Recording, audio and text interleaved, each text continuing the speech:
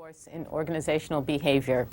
I'm Dr. Naomi from the School of Management at NJIT, and I hope that over the next 13 or so weeks that we have an adventurous journey into the what, where, and whys of employees in organizations, understanding why they're doing the various things that they do, and why organizations engage in certain policies and practices. To kind of capture the essence of organizational behavior, I'd like to relate an anecdote that happened to me this weekend to give you a full spectrum. It was Labor Day weekend. Like many people in the US, we were out of town on the road. Sunday morning, we got up, went to go to the car, put the key in the ignition. Nothing. I mean, really nothing. It was so dead, my husband thought somebody stole the battery.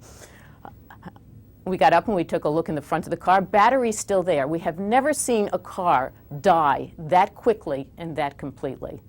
So what do you do when you're out of town and your battery is dead? Well, if you're a AAA member like we are, we call AAA. The mechanic comes in the tow truck, starts the car. We say, wait a minute, don't go so fast. We want to see if it's going to work without a boost. Dead. Nothing. I'm getting kind of nervous. Fortunately, down the hill from us is a Walmart. Fortunately, open on Sunday. Fortunately, having an automotive section to it. And fortunately, the automotive section. We think it's probably the battery. That's your first best guess. But could it be something worse in the wiring system? In which case, we don't even want to contemplate all the complications that then take place.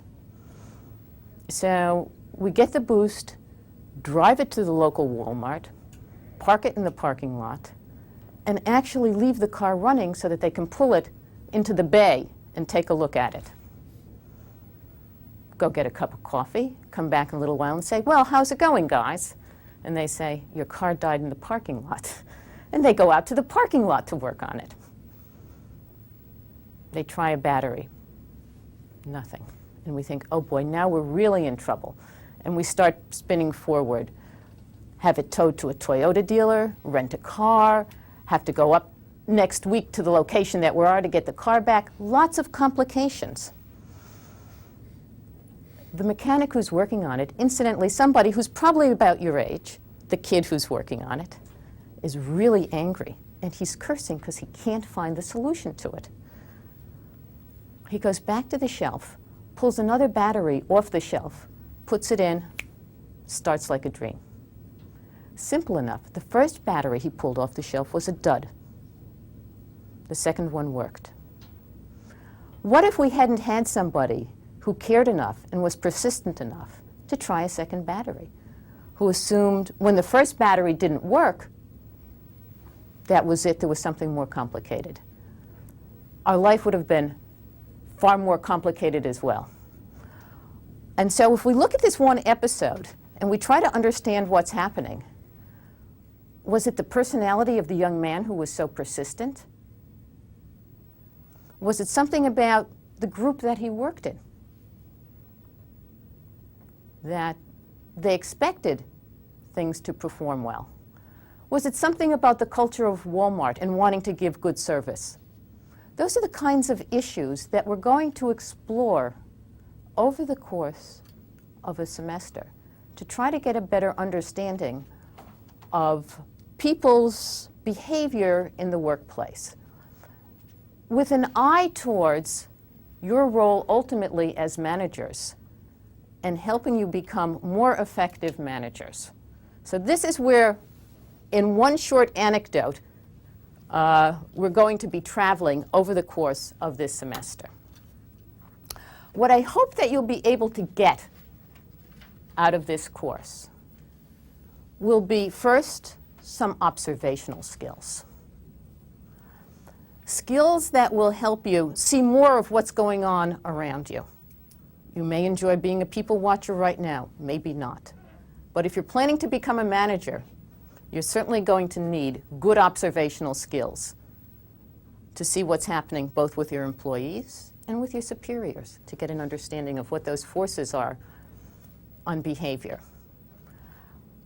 I also hope that as we go through the text and explore issues in the classroom, and you bring forward some of your own experiences, that you'll gather a body of knowledge about behavior,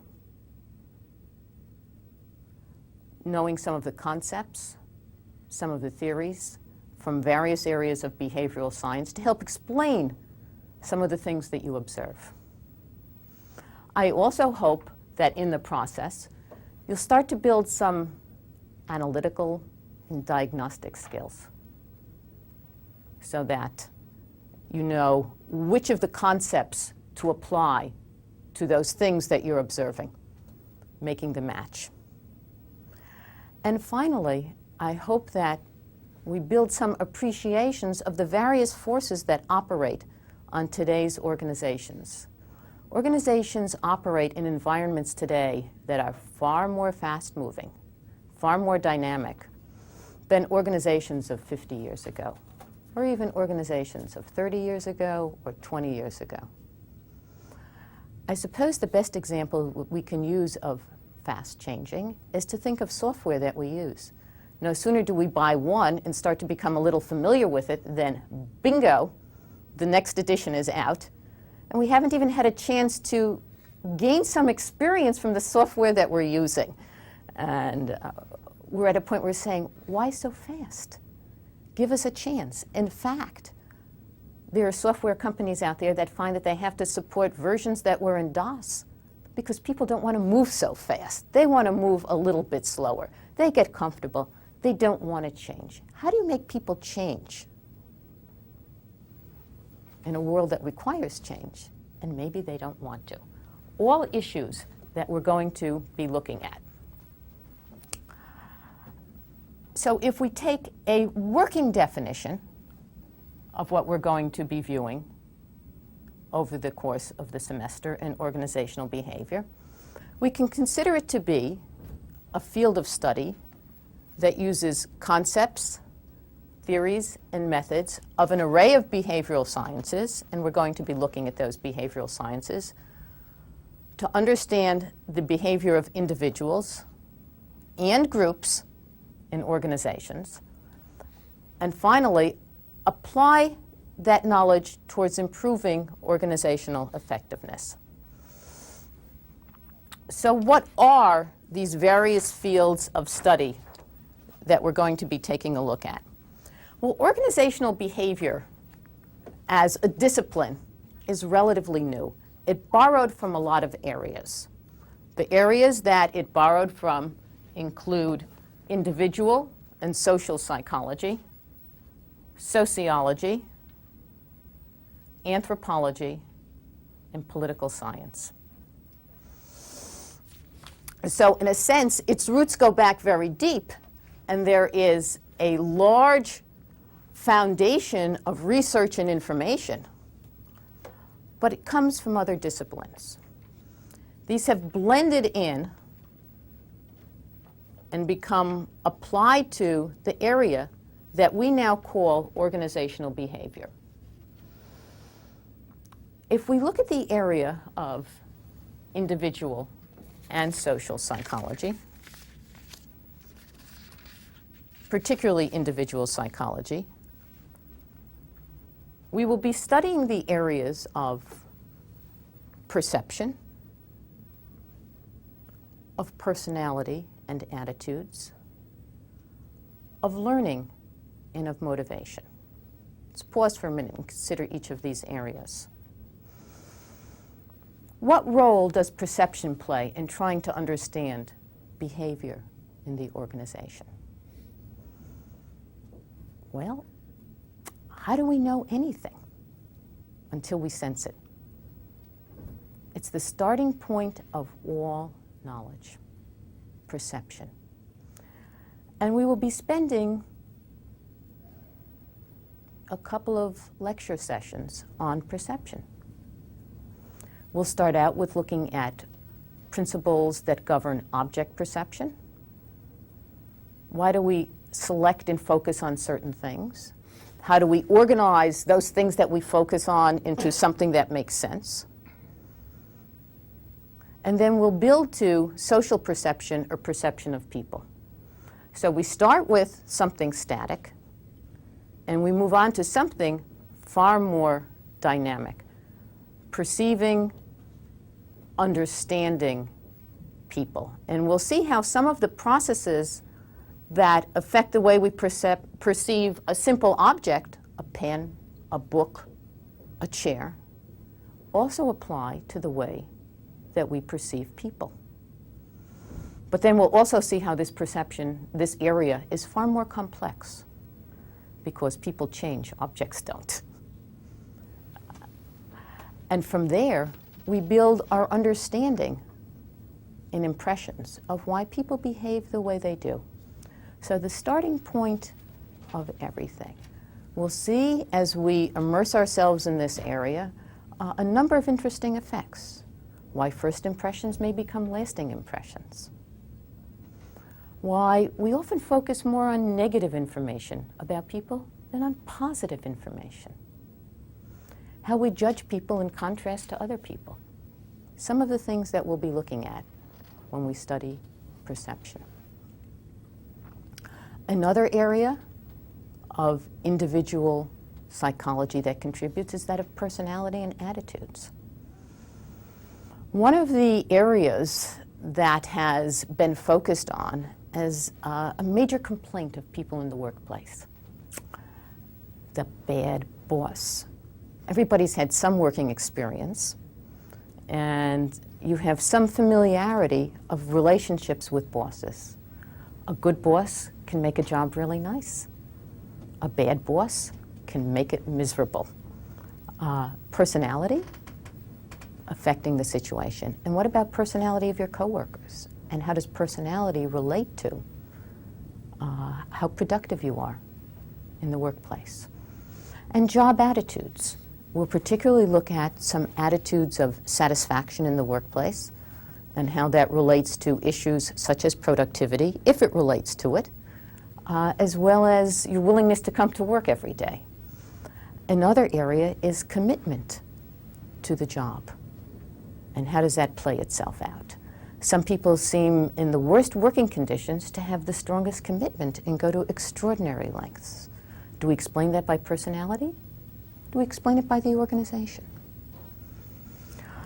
Another topic that is becoming increasingly important is that of learning in the organization. Why learning? Why does that become increasingly important? Well, I gave you a clue a little while back.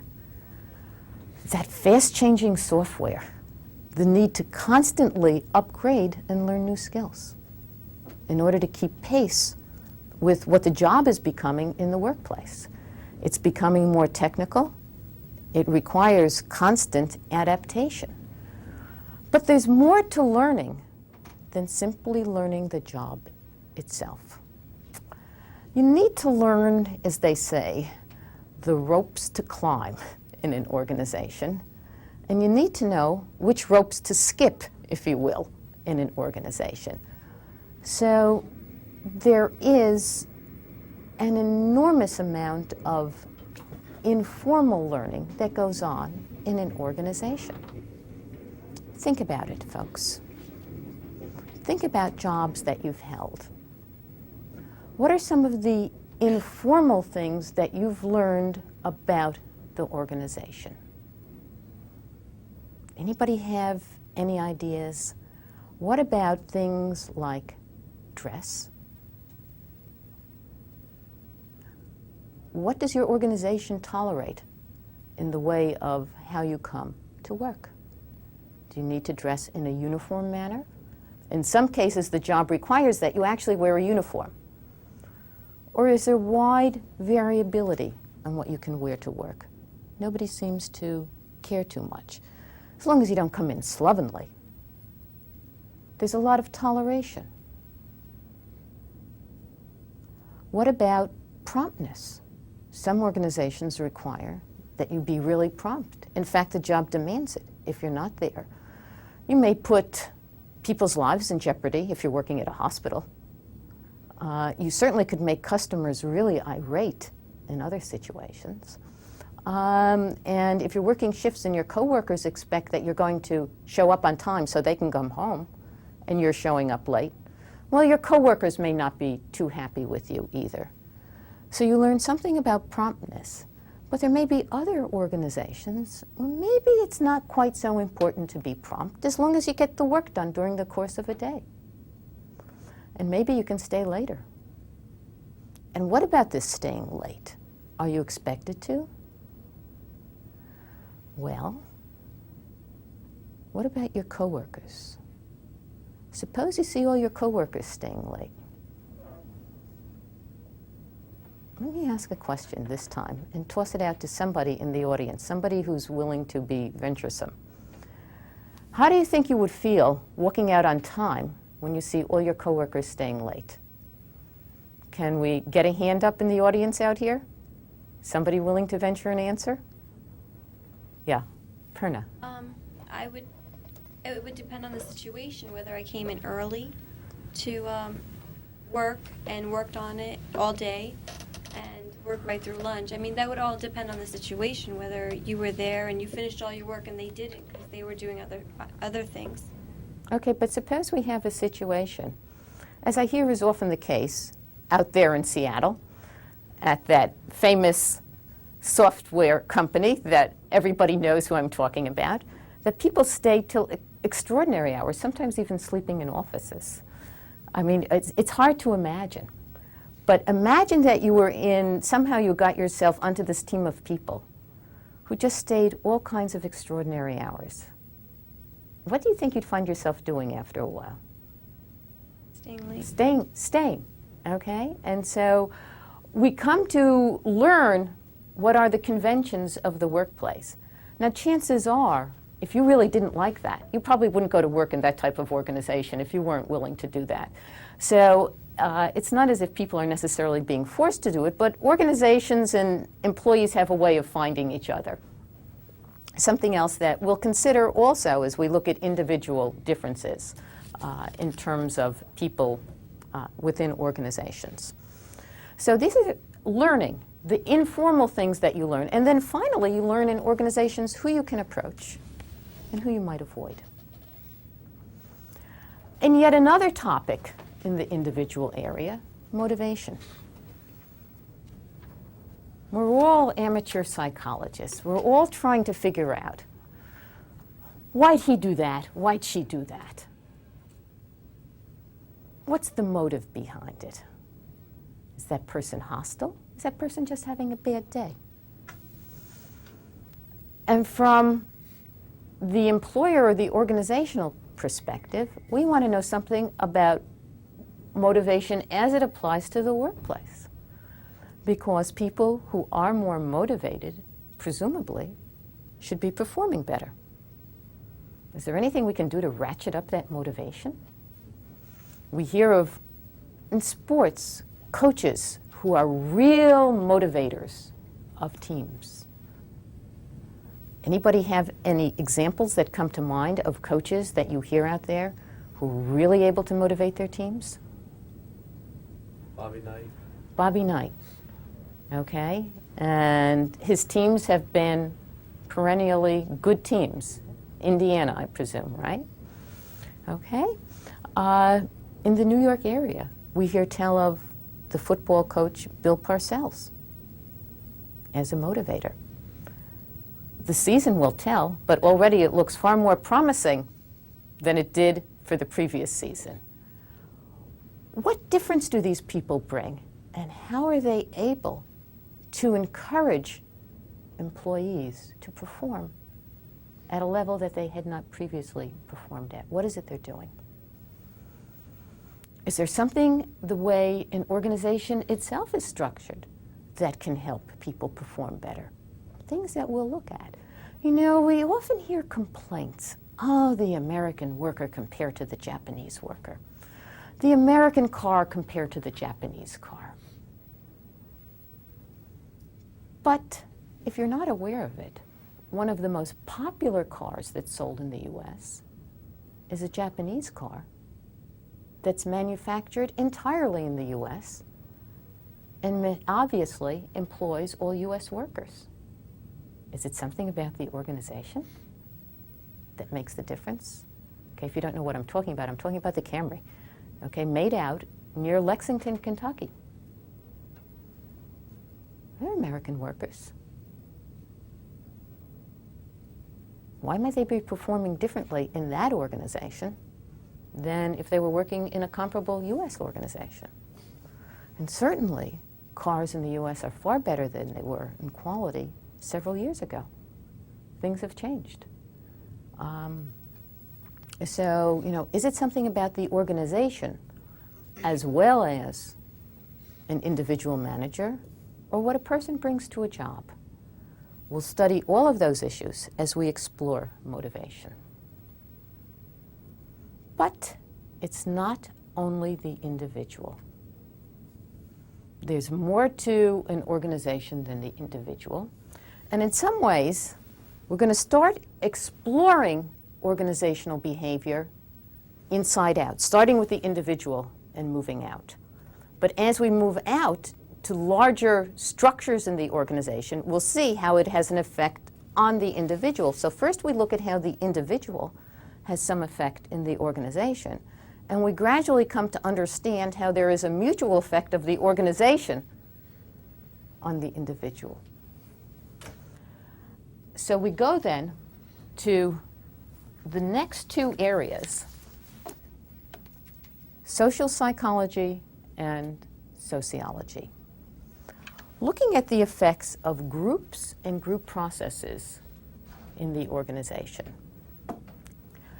What is it that we come to study here?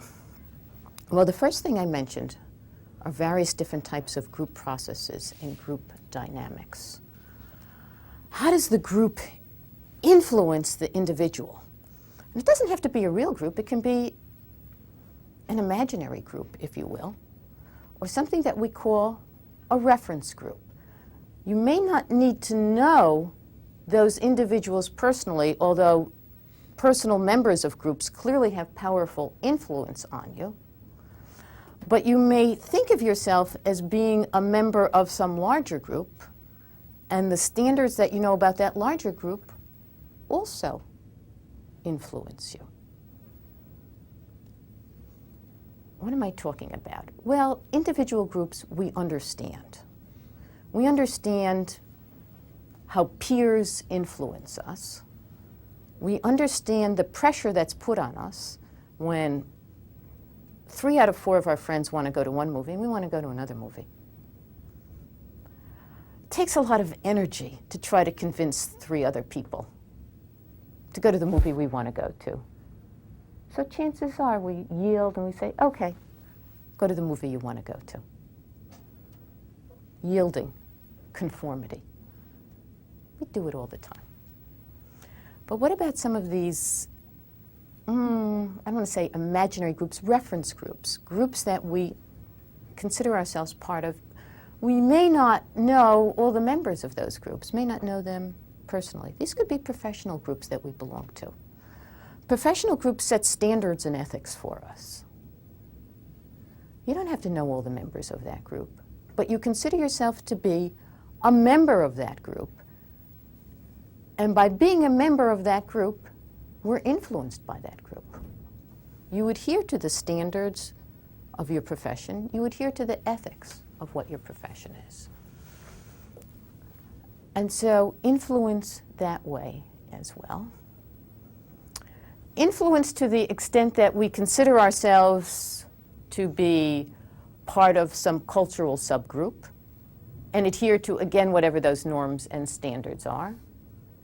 And does the advertising sector obviously know how to hit us on that account and persuade us because we're young and we want to be a member of some generation and express certain things? Look at the popularity of sports utility vehicles. I walk through a local parking lot, and it is full of sports utility vehicles. Okay? Incidentally, that's a parking lot where people drive 4 or 5 blocks so they can catch the commuter train into New York. Now think about it. Again, I need somebody to venture an answer. Think about commercials you've seen advertising sports utility vehicles. What do they advertise? What kind of roads are they driven on? What's the terrain? Dirt roads. Dirt roads, mountains, deserts, snowstorms, you name it. I don't think too many of the people who drove from their homes to the parking lot to catch the commuter train went through sandstorms, snowstorms, torrential downpours, and rough roads. Okay? And yet, there's an image of maybe belonging to that, being that kind of a person. And so you buy the kind of car that helps identify you as that kind of person. Okay, some kind of reference group influencing our own individual and personal behavior.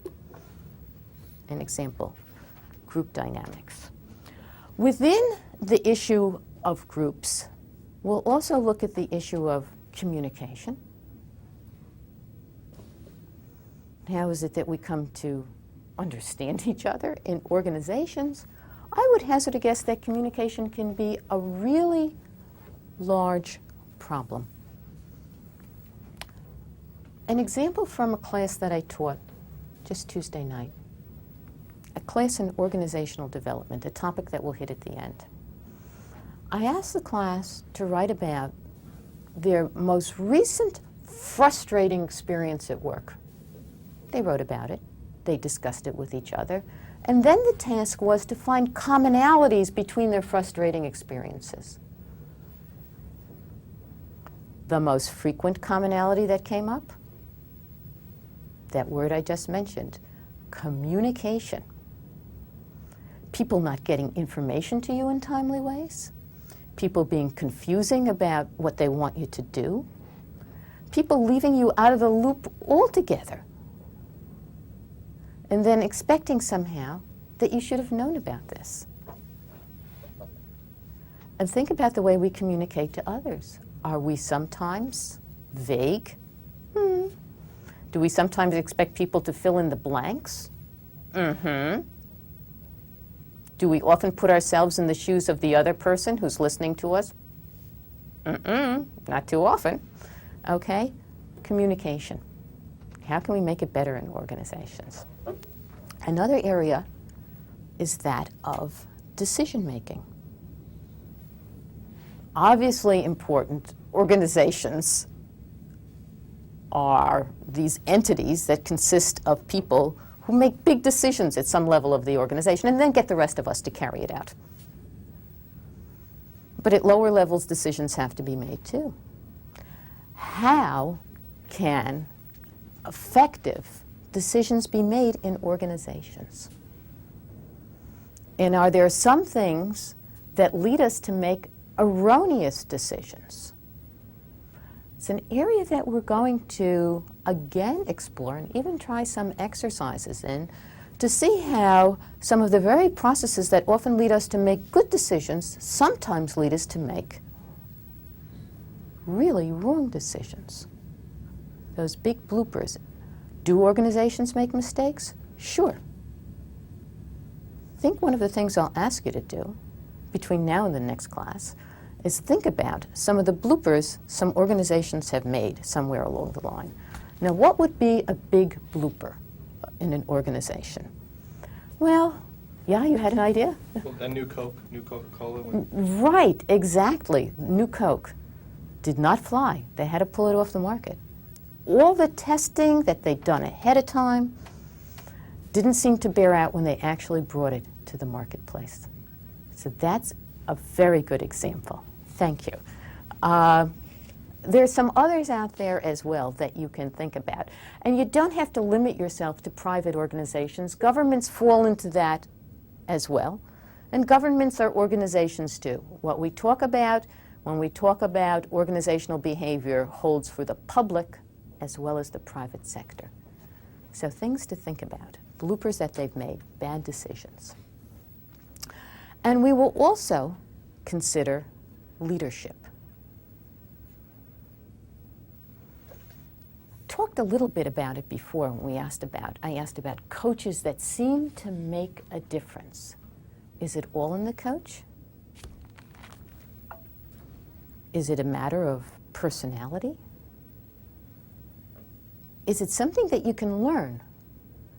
Or do you have to, if you will, be born with the characteristics? If you have to be born with the characteristics, it's going to leave a lot of people in trouble who want to aspire to leadership positions. So let's hope that there's something there to be learned besides just traits that people seem to bring to the situation. And are there certain situations in which it's easier to be a leader than other situations? And if you're fortunate enough to be in one of those situations, you really look good. What about being a leader in good economic times? President of a country, the governor of a state, the mayor of a city, when things are booming. How does that leader look? Looks good. Okay? We attribute to that leader a lot of things that are going on that may not even be directly the responsibility of that leader. The leader had maybe not much to do with that at all. But by virtue of being in that position, we credit things. Now, the downside of that is the leader who has the misfortune to be in a position during an economic downturn. Because if you get the credit when things are good, you also get the blame when things go sour.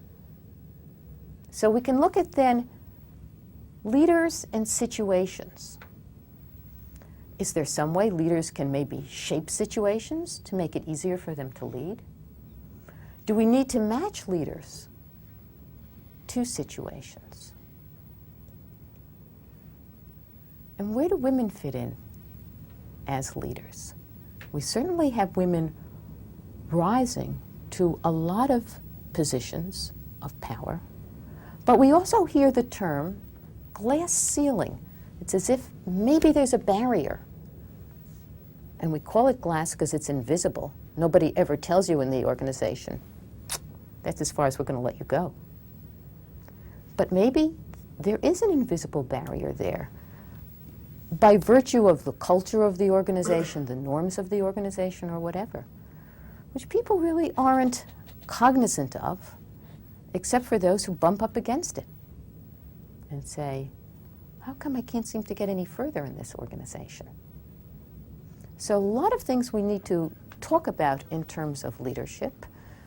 And another thing I alluded to before, the bad boss problem, how much does that contribute to economic losses in the society by way of poor productivity and poor worker morale? Another aspect to be considered. And then finally, we move to the area of sociology, anthropology, and political science. What does that contribute? Well, there we look at the effect of no longer groups, but some things that seem to be attached to this amorphous thing we call the organization. You know, what is an organization in the end without people in it that make it operate? And yet it goes on beyond the people. People come and people go, and the organization endures. It is a structure in its own. So we look at actually something we call the structure of an organization. Does it matter how units are linked to each other? Does it matter how many layers of hierarchy they are in an organization in terms of the impact on the individual? And what about how formalized an organization is versus its informality? Another aspect that we need to consider when we look at organizational behavior. We will also, as we look at that, look at the environment in which organizations operate? Is it complex? Are there a lot of external entities, units, regulators that they have to deal with? Is it fast changing? Is it slower changing? Because this has an effect ultimately on the individuals in the organization. We'll study something called culture of an organization. The same way that a society has a culture and subgroups within societies have cultures, we've come to understand that organizations have cultures as well. And these cultures, again, exert pressures on individuals in the organization. We do things this way in XYZ Corporation. It's part of corporate culture. It exists. As new people come in, they learn to do things the way XYZ Corporation wants them to be done. Why do they do it that way? It's something that we're going to find out. Sometimes it's just because some president, maybe, of the corporation did it that way and set the standard for all time to come.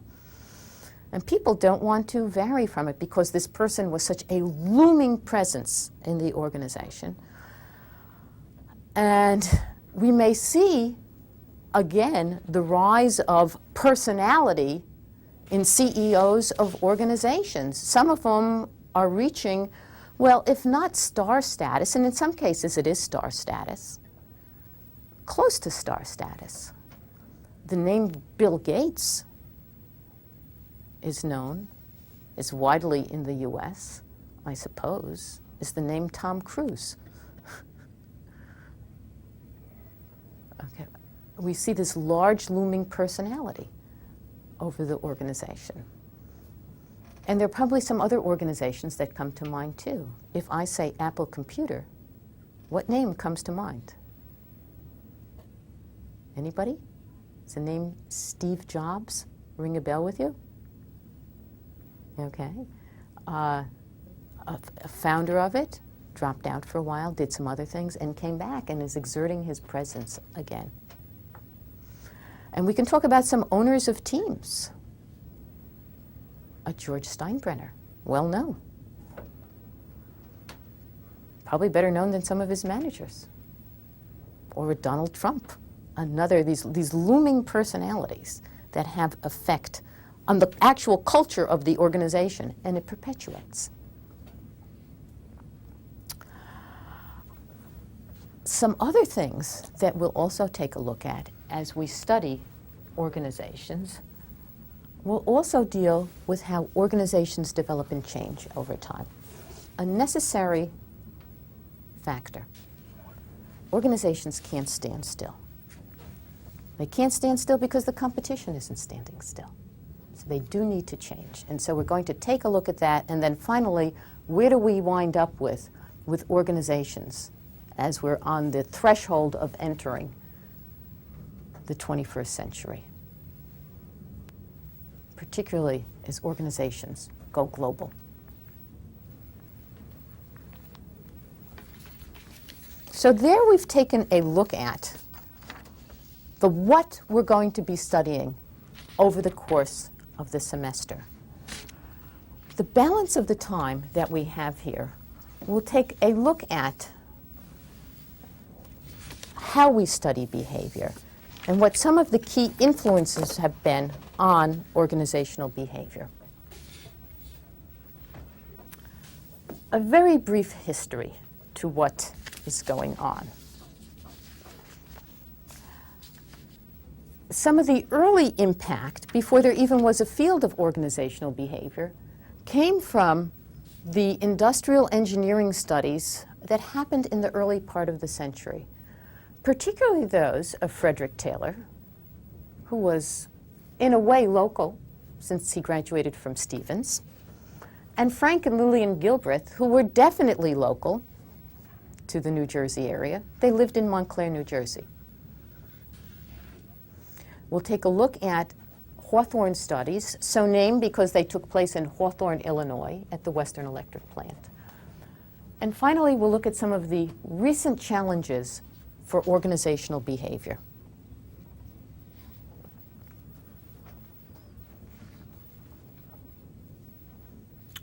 Frederick Taylor. What did he contribute?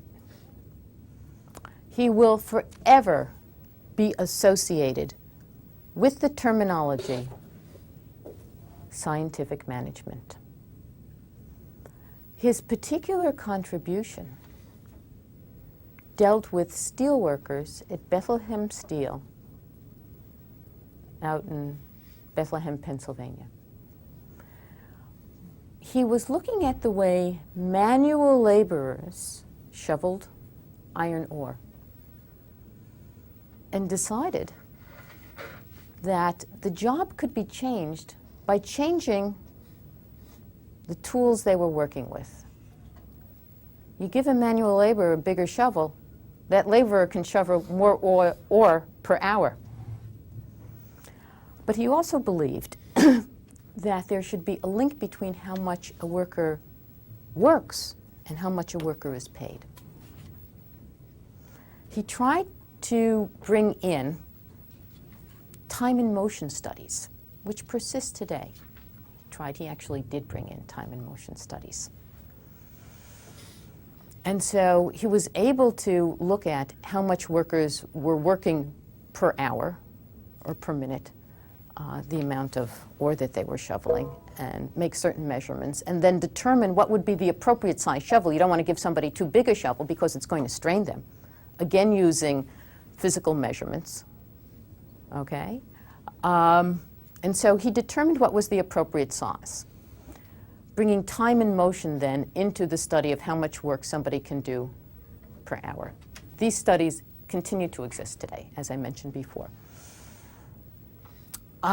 Frederick Taylor, unfortunately, also is sometimes seen in a light that is not so popular in organizational behavior.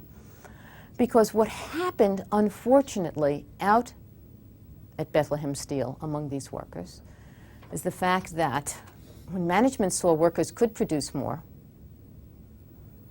well, they at first were inclined to pay them more, but then they were not inclined to pay them more.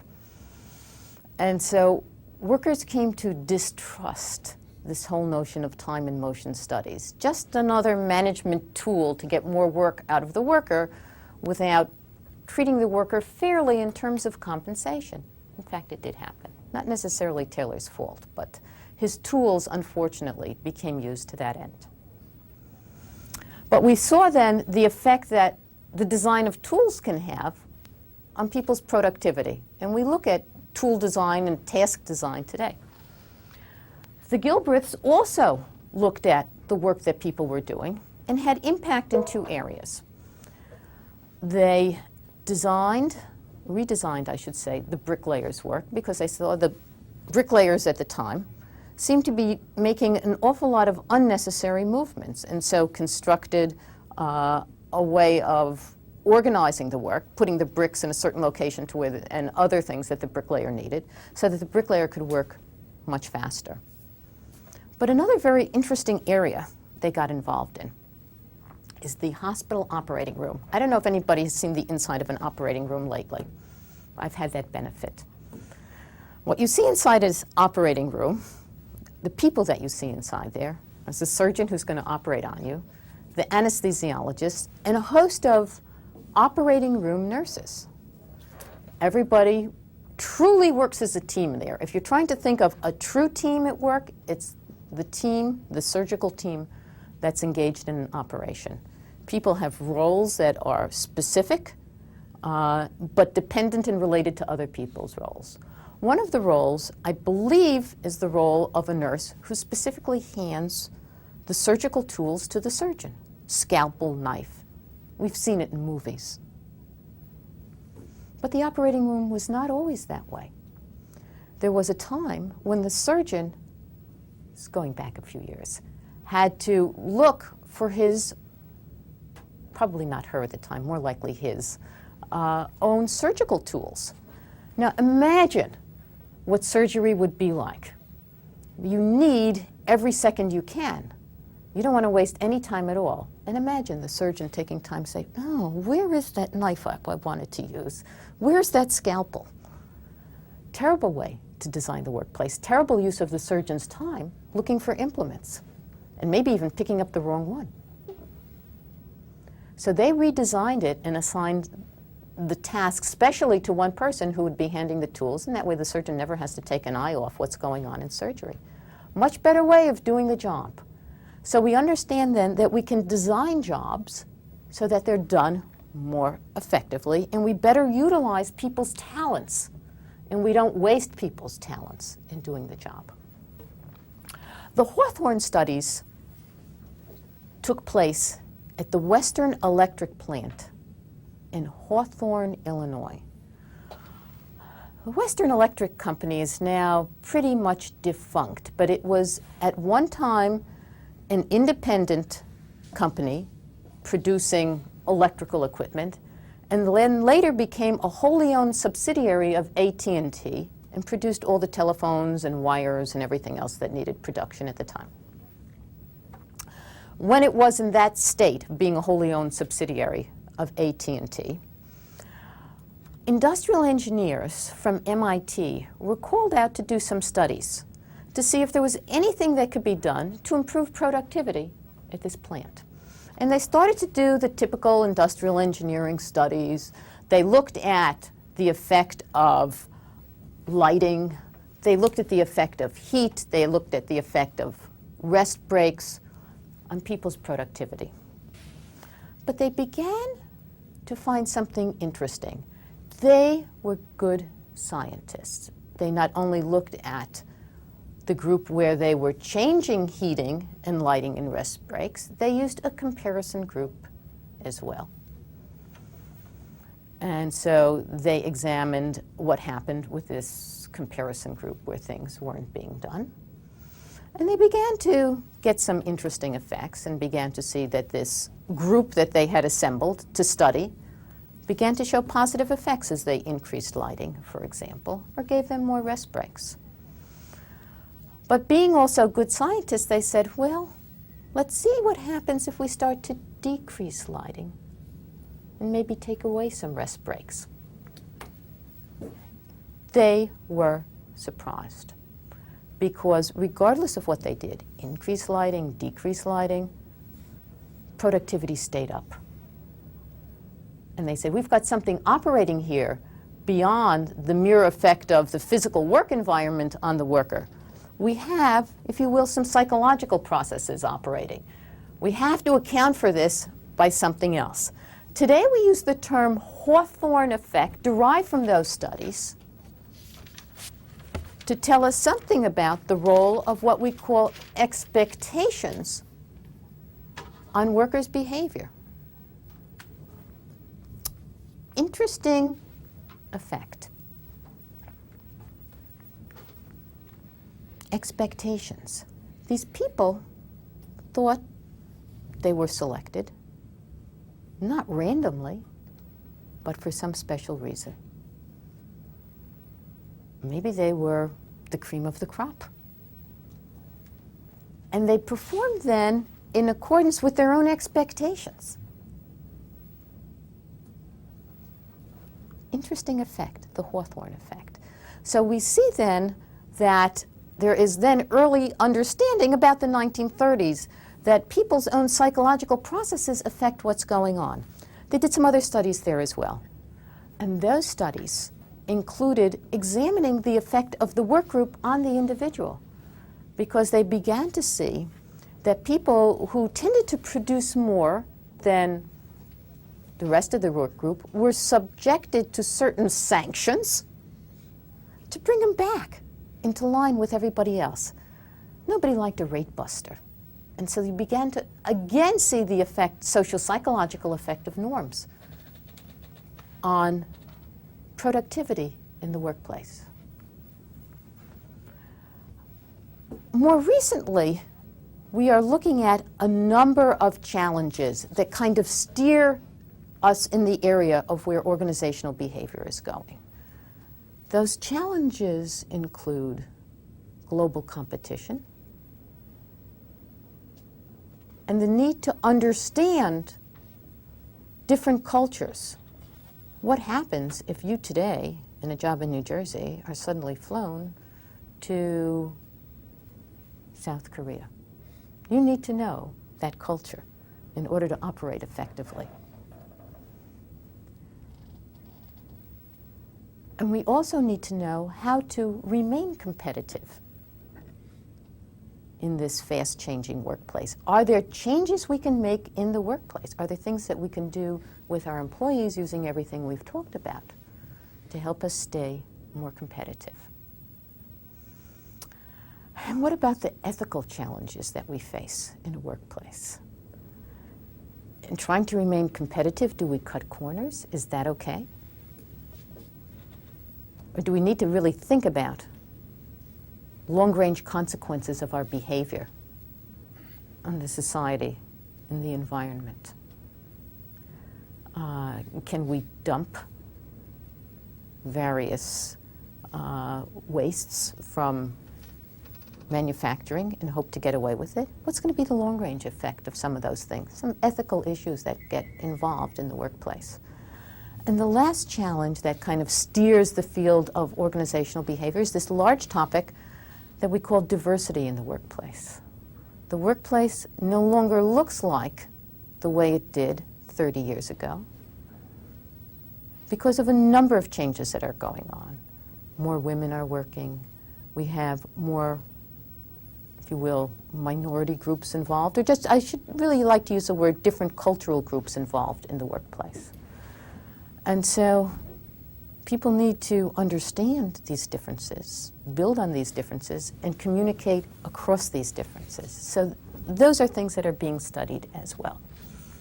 And how is it that we come to study all of these things? We study them using different research designs.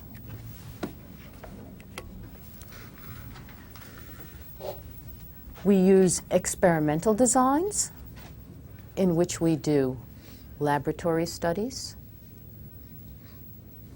and we take the situation away from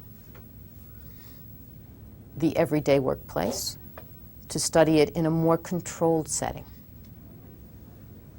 And we systematically vary one factor and look at how it might affect some aspect of workers' behavior, their satisfaction, their productivity. But we're isolating the situation from a lot of pressures that exist in the workplace. Sometimes we actually try to carry these studies out in the workplace. An example might be, how does participation affect worker productivity? If we allow workers to participate more, are they ultimately going to become more productive than workers who we don't allow to participate at all? An experimental study, comparing one group to another. Or we use survey designs and correlational designs. We study two factors at a time and see how they relate to each other. Does worker satisfaction relate to worker turnover? Or we do surveys. Just let's see how satisfied our workers are in the workplace. Or we use case studies. We intensively investigate one organization.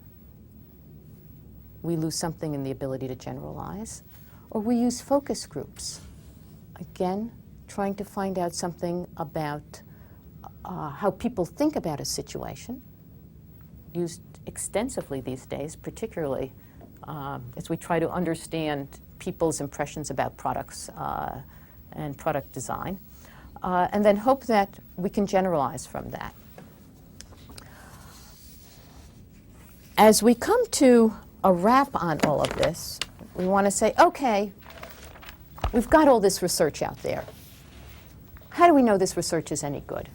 I'm going to ask you, although I've asked you not to wear caps in here, in a sense to wear your imaginary skeptic's cap, and maybe even be a little bit cynical. Always challenge when you're reading something. How does somebody know that? And the two questions we always ask about research is, does it have internal validity? Can we be confident that the outcome is related to the factor being manipulated? Or might it be due to some unmeasured factor, a la the Hawthorne effect. They didn't know they were studying expectation effects. They thought their original results were due to lighting changes, but it wasn't. It's some other factor operating. And does the study have external validity? Can we generalize the findings of our study to a larger population? Or is the study so restricted that the findings relate only to a specific group? We need to always, over the course of the semester, and I think in other areas of life as well, challenge and be skeptical. Ask, how do you know that? Ask why. Never be afraid to ask that. Demand evidence when you hear people make assertions. The starting point for discovering what is fact and what is not fact, what is opinion and what is evidence. And so, during this past hour or so, we started out with looking at a capsule of what organizational behavior is. We kind of, in summary fashion, went through looking at various areas of individual and social psychology in their contributions through individual psychological processes such as perception and learning and motivation, and group processes, including communication, decision-making, and leadership, and some organizational factors such as how an organization is structured and its culture. And we've wound up taking a look at some historical factors and the briefest of introductions into research. All of this as a background for where we are going to be going next time as we study the field of object and person perception. And as we delve into that area, we will see some of the principles that govern the way we organize our perceptual inputs, that sensory stimulation that comes to us. And then we will look at how we apply this to perceiving people. First impressions, do they always become lasting impressions? Can we escape the first impressions people have of us? Do people develop generalizations about us?